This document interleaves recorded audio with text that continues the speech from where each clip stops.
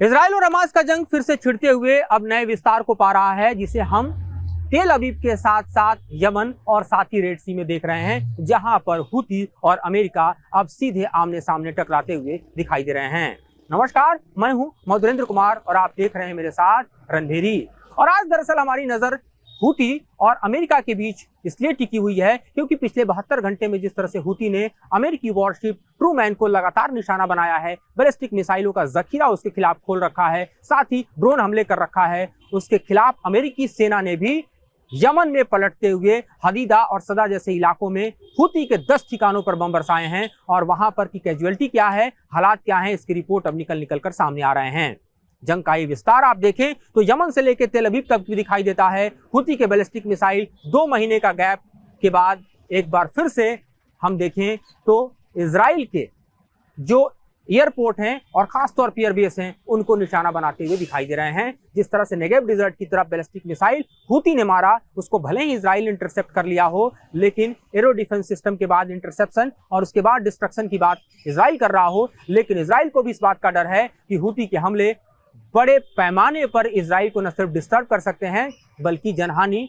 करने में कामयाब हो सकते हैं। इसलिए समूचा इजराइल इस वक्त हमें अलर्ट दिखाई दे रहा है। अमेरिकी फोर्सेस भी इस वक्त रेड सी में अलर्ट है, जो लगातार हुती के टारगेट पर हैं। इस तरह से हम देखें तो जंग का विस्तार एक बार फिर से गजा में ही नहीं बल्कि समूचे मिडिल ईस्ट में होता हुआ दिखाई दे रहा है, जिसके चपेट में आप देखें तो तकरीबन 1000 से ज्यादा किलोमीटर का इलाका है, यानी इजराइल से लेकर यमन तक, रेड सी से लेकर गजा तक। इसका और बड़ा विस्तार आने वाले दिनों में हो सकता है, क्योंकि हुती के हमले को दरअसल प्रेसिडेंट ट्रंप के शब्दों में कहें तो ईरान का हमला माना जाएगा और इसके लिए ईरान के खिलाफ अमेरिका अपने ऑपरेशन को कभी भी किसी भी समय शुरू कर सकता है, जिसका डर इस वक्त मिडिल ईस्ट में सता रहा है।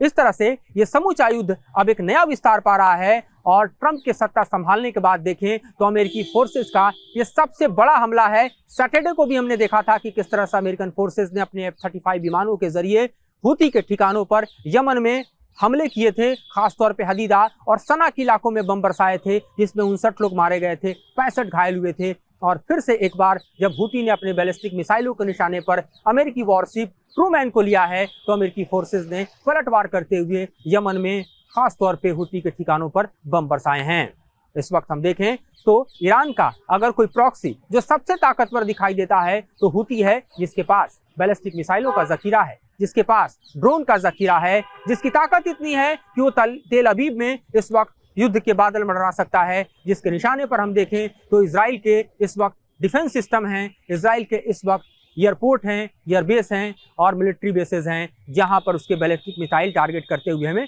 नजर आ रहे हैं। लेकिन खतरे की घंटी इससे भी बड़ी हमें दिखाई देती है अगर हुती अपने जो मिसाइल है खासतौर पर हाइपरसोनिक उसे छोड़ देता है। उसकी स्पीड और प्रिसीजन को लेकर जो सवाल है वो दरअसल इजराइल को दहला सकता है और ये एक बड़ा खतरा हम देखें तो इजराइल पर मंडराता हुआ हमें दिखाई दे रहा है। फिल वक्त अगर हम देखें तो गजा की स्थिति यह है कि वहां तकरीबन 500 से ज्यादा लोग इजरायली हमले में मारे जा चुके हैं। रमजान के महीने में भी गजा दहल रहा है। वहां पर हमास के हाथों जो इजराइल के बचे हुए बंदी हैं वो निकल पाएंगे, इसकी संभावना बेहद कम अब दिखाई दे रही है, क्योंकि नेतन्याहू के शब्दों में कहें तो लगभग अब इजराइल उनसे हाथ धो चुका है। लेकिन इस बयान के बाद हम देखें तो इजराइल की सत्ता व्यवस्था को इजराइल के अवाम के जरिए दरअसल प्रदर्शनों का भी सामना करना पड़ रहा है। आम लोग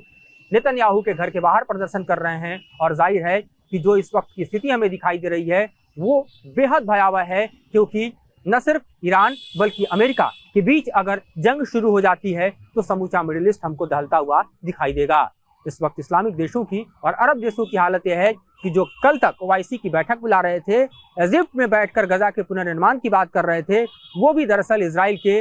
इस दोबारा वॉर लॉन्च के बाद पूरी तरह से शॉक दिखाई दे रहे हैं। इवन भले ही भर्त्सना कर रहा हो, रेड क्रॉस भले ही कह रहा हो कि जो घायल है उन्हें बचा पाना गजा में बेहद मुश्किल है, क्योंकि दवाएं नहीं हैं, एसेंशियल सर्विसेज नहीं हैं, लेकिन इसकी कोई परवाह न तेल अवीव को है और ना ही इस वक्त वाशिंगटन को दिखाई दे रहा है, जो लगातार हमले को आगे बढ़ाते हुए ऐसा लगता है कि गजा में एथनिक क्लींजिंग करना चाहते हैं। और ऐसा लगता है कि जो बयान ट्रंप ने दिया था कि गजा में रिवेरिया बनाएंगे, अब उसी प्लान पर नेतन्याहू भी काम करते हुए दिखाई दे रहे हैं। देखना यह है कि ये जंग किस मोड़ पर जाकर रुकती है, किस मोड़ पर जाकर थमती है, कितना डिस्ट्रक्शन और होता है और क्या कैटास्ट्रॉफ इसका हमें दिखाई देता है। क्योंकि इस वक्त के हालात में देखें तो F-15, F-16, F-35 जैसे विमान लगातार गजा के ऊपर मंडराते हुए बम बरसा रहे हैं और आर्टिलरी की सेलिंग भी हम गजा में लगातार देख रहे हैं कि इजराइल की सेना कर रही है, जिस पर हमारी नजर बनी रहेगी। हर अपडेट से आपको रूबरू कराते रहेंगे। फिलहाल मुझे और मेरे सहयोगी संजय को दीजिए विदा।